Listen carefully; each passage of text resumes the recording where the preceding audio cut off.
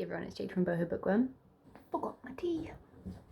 I hope that you are all doing really well and keeping safe with this whole coronavirus crap. I mean, every day it just seems to be getting more and more bizarre. Very strange time we're living in right now. However, with lockdown, it does mean that we are all able to focus on things other than work if you're out of a job, like me. Besides reading, which I'll get into in a minute, I've got some pretty amazing news. About 3 weeks ago, I started a podcast called Bachelor Banter Podcast, where I'm recapping The Bachelor South Africa, which is a show I was supposed to be on. So it's really interesting to be watching that and being able to dissect every episode, thinking, I was supposed to be on that show before I stuffed it up and didn't actually do it. And taking the absolute piss out of everyone, which I love to do. I'm a big joker. It's just who I am. Anyway, so this podcast is kind of exploded a little bit. It's quite exciting. So almost all the cast members want to come onto the show and chat about their experience of being on The Bachelor South Africa and living in the mansion. I'm even in contact with Mark Buckner, the Bachelor, and he wants to come on as well. And I've actually got a meeting lined up with Mnet and the PR ladies and the managers and stuff to discuss things. So it's going places, I think. I'm really excited about it. The podcast is also covering, because I know some of you can't get The Bachelor South Africa in your country, so I'm also covering the Bachelor America spin-off show, Listen to Your Heart, which I should be recording an episode of that later today, because the last episode 2, aired last night. Yeah, so that's just some exciting news for you. Watch this space. I'm going to become famous eventually. This would be the best time to actually focus on my novel and get it released, and I have written quite a bit, like I said in my previous video. But, me and my writer's block, it is my biggest enemy. I'm just at that point in my story where big twists need to start happening, so I'm trying to figure it all out, and I'm just not in the right headspace for it. But that's always the case, whenever I have a job, I want to write, and whenever I don't have a job and I've got the time to write, suddenly I'm just like, nah. I have been reading a few books, so I'm still busy with A Game of Thrones by George R.R. Martin. I am 420 pages in at the moment. I'm absolutely loving it. I've already got the entire box set now, so that's going to keep me busy for a really long time. As you can see, I am living with nerds.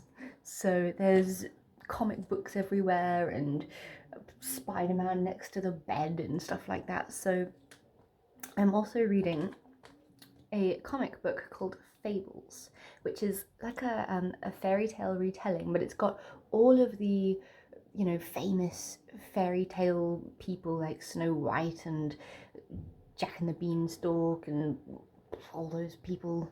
It's so far, I'm about 3 chapters in now, and it's really good. The artwork's gorgeous, and it's about how Snow White's sister gets murdered. So they're investigating this murder case. Her sister's Red Rose, and the apartment's just full of blood. So it's kind of like my kind of a book, but in a comic book form, and I'm really getting into it. I'm actually really enjoying it. The other book that I'm busy reading is You Are Not Alone by Greer, Hendricks and Sarah Pekkanen. I'm listening to this on audio when I'm out for my 5k runs in the morning, and it's bizarre. It's very hard to explain a book like this. Greer Hendricks and Sarah Pekkanen are a really great writing duo, and they write these suspense thriller books. This one is the latest, and it's about this woman called Shay Mitchell. She's always led quite a mundane life, is quite lonely, doesn't have a job that's going anywhere. And one day she's by the train station and she watches a woman commit suicide and jump in front of the train. From that point on, Shay becomes quite obsessed with this woman and feels this big connection with her and wants to discover what led her to commit suicide. and she kind of weaves herself into this girl that's passed away, her friendship group, and slowly but surely she's starting to become more and more like the woman who committed suicide. You know, the way she dresses, the way she speaks, even the flat that she lives in, it's all quite bizarre. And we get alternating chapters from the girls that were friends with the other girl who died. I'm not explaining this well at all, but it's just that complicated and bizarre. So the friends are like trying, I think, to cover up like a murder that they committed, and they're wanting to eventually frame Shay for it, as far as I can understand. But yeah, there's so much to this book to unpack, and I'm quite interested to see how it all ties up. I am also learning the ukulele again. I've got this beautiful Fender ukulele now. My other one sadly stayed in South Africa. It's probably a bit out of tune at the moment because this one just seems to untune really quickly. Yeah. So maybe I'll try and insert a little clip of me playing it a bit later when I've tuned it.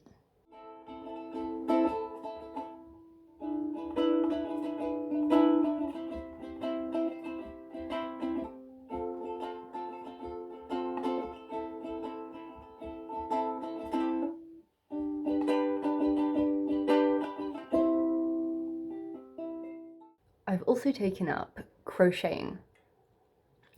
I am now a jobless ukulele strumming, red wine drinking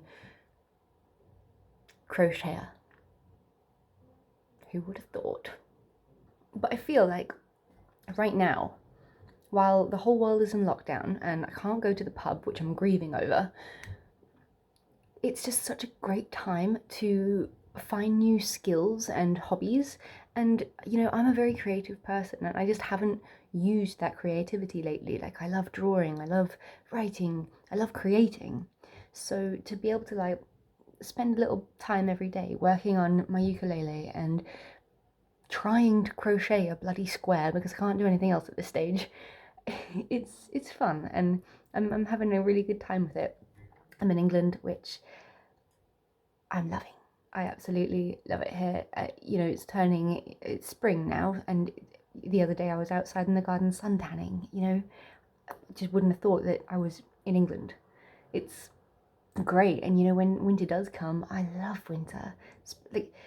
It's gonna snow, and I'm just like, I'm really happy. Yeah.